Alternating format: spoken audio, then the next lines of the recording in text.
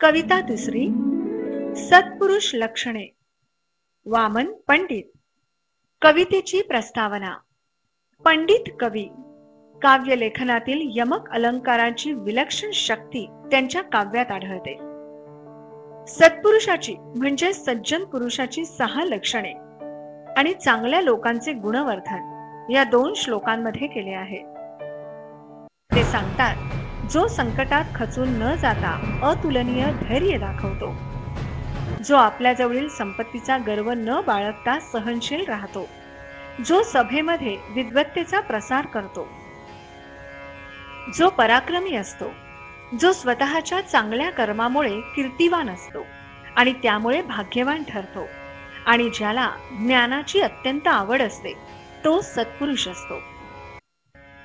तसेच सुजन म्हणजे चांगल्या माणसाची लक्षणे वर्णन करताना दुसऱ्या श्लोकात ते सांगतात, ज्यांचे शरीर, मन आणि विचार हे चांगल्या बोलांनी सदोदित भरलेले असते, ते नेहमीच परोपकारी वृत्तीनेच वागतात.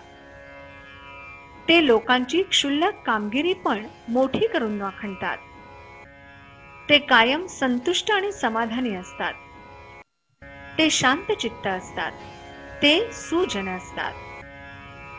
ते म्हणतात, न जाणे कितीतरी अशी सज्जन माणसे या पृथ्वी तलावर नांदत आहेत.